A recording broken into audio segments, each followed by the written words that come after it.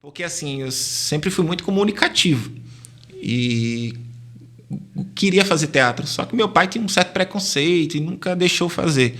Então, quando aconteceu tudo isso, eu vi uma drag na boate lá em Natal fazendo show e eu vi aquela produção, o salto, a maquiagem, os cabelos, e era um homem, né? E aquilo para mim era tipo, nunca tinha visto, né? E eu sempre busquei isso na questão de artista, de fazer uma interpretação. Então, quando eu vi aquilo, eu já gostava muito na época de escutar Britney, Beyoncé, aquelas cantoras pop. Madonna. Então aquilo ali, de uma certa forma, já me motivou, porque eu já tinha hábito de escutar elas, né? Eu até brinco, né, que o artista que chegou a falecer, o Paulo Gustavo, ele fez uma paródia que faz até um certo sentido. Que a Madonna acabou... É o termo que os gays usam, né? Acabou enviadando muito os rapazes à homossexualidade. Por quê? Porque o perfil pop acaba pegando esses rapazes e esses rapazes acabam querendo tornar elas como um ídolo. Tipo assim, eu tinha da Cristina Aguilera. Eu queria fazer interpretações voltadas à Cristina Aguilera. Então, ela, para mim, era um ídolo. Eu queria ser o mais parecido com ela, como maquiagem, peruca, produção e interpretação. Então, acabou virando um ídolo para mim. E viver o personagem, para mim, foi bom no sentido pelas crises que eu passava. Viver um outro personagem que não era eu me fazia esquecer os problemas. Né? Como estar bebendo... Nunca fui assim usuário de drogas, mas já cheguei a experimentar algumas coisas na boate e tudo aquilo lhe oferece adrenalina. Então, a maioria dos jovens que estão passando por problemas de crise de ansiedade, depressão, provida pela pornografia, pela divisão da casa, do relacionamento com os pais, né, que não se entendem e procuram as respostas fora de casa, na noitada, nas drogas ou qualquer outra situação que a noite possa oferecer. E deixa eu falar uma coisa pra você. Pelo que eu vi, é muito caro essas coisas de drag queen, né? Roupa, peruca. Você gastava muito com isso? Olha, sim. Já teve umas produções aí que eu cheguei a gastar R$2.000 na época. R$2.000? Sim. Mas o pessoal me zoava, né? Porque até hoje, meus pais ele tem um comércio lá em Natal, né, deles. E eu trabalhava lá, às vezes tirava um dinheirinho lá e guardava o dinheiro e juntava para poder comprar as coisas. Aí os meus amigos que eram homossexuais ficavam me zoando, né? Que aí eles me diziam que, falei, a bicha do mercado ali, ó, a drag queen do mercado, porque eles sabiam que minha mãe tem um comércio. Uhum. Então eles me zoavam muito na época, mas assim, eu sempre gostei muito de dar o meu melhor naquilo que eu faço. Então eu sempre comprei perucas longas, perfeitas, fazia botas vermelhas que vinham até acima do joelho, botas de acrílico. Eu sempre gostei de me esforçar naquilo que eu faço mesmo. E é muito caro essas coisas. É caro, né? É um investimento, porque só uma peruca na época custava uns R$300, uma nova sintética. Sintética ainda? Sintética, De cabelo natural hoje é uns R$3.000, R$4.000, por exemplo. Nossa, que absurdo. Uma bota que custava R$200, R$300 e lá ainda conseguia com um preço melhor, né? Na época. Hoje é muito mais caro. Quando você se vestia, assim, o que você sentia diferente? Você sentia uma pessoa livre, poderosa? Qual era o seu sentimento? Porque na verdade, assim, ser uma drag e subir em cima de um palco para interpretar, dublar, aquilo ali me dava uma adrenalina muito grande, né? Uma euforia, as pessoas batendo palma para você, chamando, no caso, a personagem de linda, depois querendo tirar foto com você como se fosse um artista mesmo. Então, era um momento de muito glamour que você se sentia muito eufórico, né, ali na situação. Só que eu passei 6 anos fazendo show como drag queen. E aí, é isso que eu percebi com o tempo. Eu tinha mais roupas de um personagem do que eu mesmo. Eu vivia mais o personagem do que eu mesmo. Embora que eu nunca quis ser travesti ou trans. Eu era apenas um rapaz homossexual que se vestia como uma drag queen e nem gostava muito de se relacionar com homens, mas mais com rapazes que eram homoafetivos. Então eu nunca quis ser mulher, claramente, mas só interpretava, né? Então eu percebi que a um certo ponto eu estava vivendo mais o personagem. Eu acho que se eu não tivesse percebido, eu poderia ter tido um pé a quase ser um travesti ou um trans. Que aí eu falei, epa, peraí. Eu tô vendo que isso aí tá dominando a minha vida, porque é uma sensação tão forte, assim, que é algo que te toma de uma euforia tão grande que parece que eu tava sumindo ali, sabe? Parecia que o personagem estava tomando conta de mim. Aí foi num processo que em 2013, eu acho que foi a última vez, quando eu cheguei a fazer show na Parada Gay de Campinas, né? Acho que em 2013, se eu não me engano.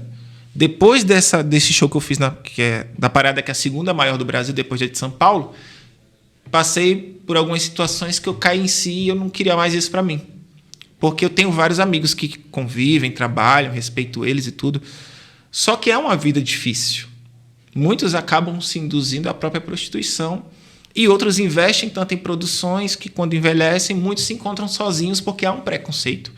Até propriamente no mundo gay, quando eu era drag, havia um preconceito em um cara que é homossexual ter um relacionamento ou namorar com alguém que é drag queen. Então, eu via que tem muitos amigos meus que são drag queens ainda hoje, mas eles se encontram muito sozinhos e dependentes de um relacionamento e que muitas vezes não é correspondido. E como que é o bastidores, por exemplo? Tem lá um concurso de drag queens, Sim. Por exemplo. As pessoas acabam agindo de uma forma normal, como uma pessoa honesta, ou tem muita briga dentro? Tem muita confusão? Até na televisão normal, nos artistas, a gente vê muita gente sorrindo, se abraçando, mas por trás das câmeras tem muita competição, contenda, falatório. Mas sabe o que eu tô perguntando? Não seria diferente. Porque eles pregam muito sobre o amor, né? Então, exatamente, É uma coisa que hoje, não vivendo mais a homossexualidade, eu me questiono muito com o próprio movimento. Porque, assim, eles pedem um respeito, que até então são respeitados. Porque hoje, se você fala um X contra um homossexual, você já é homofóbico, de discordância, nem atacar. Talvez você discorde e já é taxado como isso. Então, só que isso não se vive na prática. Pelo menos até a época que eu estava em 2014, há uma divisão. Por exemplo, as Barbies, geralmente, aquelas que frequentavam mais a The Week, aqueles mais fortinhos, que vão para academia, cuidam da beleza. Chama de Barbie? Chama de Barbie, né? Que é as bonecas, né? No sentido de beleza, né? Quase chegando ali de uma beleza bem... Então, eles acabam se exaltando um pouco pelo fato de ter beleza. Aí tem aqueles homossexuais que são mais ursinhos, né? Que, pelo menos, eu estou falando dos termos da época, não sei se mudou tão hoje. Os gordinhos, mais peludinhos, são chamados de ursinhos. E tem aqueles homossexuais que são mais exóticos, que são os afeminados, que se vestem de uma forma mais andrógena, enfim. Então, um queria ficar com o outro, mas um tinha preconceito com o estilo do outro. E muitas vezes, quando o cara lá, Barbie, que era o cara bonitão lá, não dava bola, aí gerava uns falatórios, no sentido assim, ele se acha muito. Aí o outro falava, mas aquele outro é muito feio. Então, um ficava criticando o outro. E há uma divisão. Não existe bem um respeito. Eu era muito criticado, muito zoado, né? Porque, assim, eu sei que muitos usam o termo de brincadeira, só que é aquela palavra que, inclusive, um amigo meu que é drag de Natal falava muito. Toda brincadeira é um pingo de verdade. Então, muita gente chamava rampeira, prostituta, né? Vários nomes aí. Só que isso, às vezes, é você querendo meio que, às vezes, humilhar um pouco a pessoa, mas usando de uma brincadeira, entende? Então, rola muito isso. Então, eu não entendo como cobrar um nível de respeito se nem se vive isso lá, para as pessoas do mundo. Porque o que eu vejo, por exemplo, há sempre essa guerra de igreja sobre a homossexualidade, né? Que a igreja não recebe bem os homossexuais. Hoje, pelo fato de eu ter sido homossexual e hoje estar na igreja e ter tido um encontro com Jesus e ter uma vida transformada, e hoje prego e falo sobre essas questões, o que acontece? Eu vejo a igreja como os meus pais lá atrás. Meus pais vieram de outra geração. Meus pais nunca viveram o que eu vivi. Então, como que eu posso cobrar algum nível de maturidade deles se nem eles sabiam como agir comigo? A mesma coisa a igreja. Boa parte da igreja não viveu nada sobre a homossexualidade. Na primeira tentativa que a igreja tenta ajudar algum homossexual, ele pode ser taxado como homofóbico, preconceituoso, se ele trazer uma afirmação bíblica em respeito do código de santidade, em relação ao ato sexual, que fornicação é um pecado, e aqui está escrito em 1 Coríntios 6,18, né? Não podemos fazer tudo aquilo que queremos, porque Cristo na cruz pagou o alto preço e fomos comprados por um preço muito caro. E o pecado da fornicação é uma transgressão ao nosso próprio corpo e de intimidade com Deus. Ou seja, pode me gerar uma morte espiritual de relacionamento com Deus, permanecer na vida de pecado de fornicação, seja ele hétero, se é para hétero, como não seria para homossexuais, né? Mas, por exemplo, se você hoje tentar argumentar isso com algum homossexual, você vai ser taxado como homofóbico, né? Por pregar um código de santidade que a própria Bíblia fala a qualquer pessoa, né? E no meio assim em que você frequentava, na época que você era um drag queen, tinha muita confusão, por exemplo, o cara que é gay não podia ficar quem era drag queen. Sim. Tinha muito isso? Tinha muita intriga, saía briga demais? Não, eu lembro de brigas assim. Por exemplo, eu lembro que teve uma drag uma vez que, meio barraqueira ali, de manhã, acho que com muita bebida, sabe-se o quê? Um cara lá, a Barbie lá, meio que zoou um pouco ela, não sei bem o que aconteceu. Começou uma briga e acabou pegando o salto e entrou no estômago do cara. O cara teve que bater no hospital. Nossa. Então é feia a coisa. Às vezes não é só. Mas é raro, assim. né? Não é tudo, não é sempre não, mas há situações. Que aí é o que eu falo, gente. Da mesma forma que tem coisas erradas que acontecem em boates héteros ou no mundo, a mesma coisa homossexual. O mundo homossexual, ele não é perfeito. Não é o céu. Tem problemas, tem divisões, tem críticas, tem deboche, tem tudo que acontece como qualquer outro lugar. E quando você resolveu, por exemplo, você se sentiu de uma forma diferente ao ponto de dizer, eu não quero mais essa vida pra mim de drag queen? Foi ao ponto porque eu cheguei a querer participar de um concurso meio famoso aí e tal, só que aconteceu algumas coisas que me deixou muito chateado pelos bastidores, né? E aí foi o ponto que eu olhei pra mim, que eu tava vivendo mais um personagem, eu vi que minha vida era para aquilo e eu vi que comecei a reconhecer assim os meus lados, as pessoas mais velhas que viviam isso. Aí eu cheguei a uma conclusão que eu não precisava daquilo e que eu precisava investir em mim mesmo. E foi aí que eu tomei a escolha, eu escolhi não mais ser drag e viver a minha homossexualidade, trabalhar e ter a minha vida. E isso em 2013, mais ou menos. Então eu escolhi e defini tudo que eu tenho de drag e nunca mais me montei desde então, até hoje. E qual foi o seu primeiro contato com Deus? Você lembra como que foi a experiência? Porque, na verdade, comigo foi dessa forma. Eu nunca pisei numa igreja protestante, por exemplo.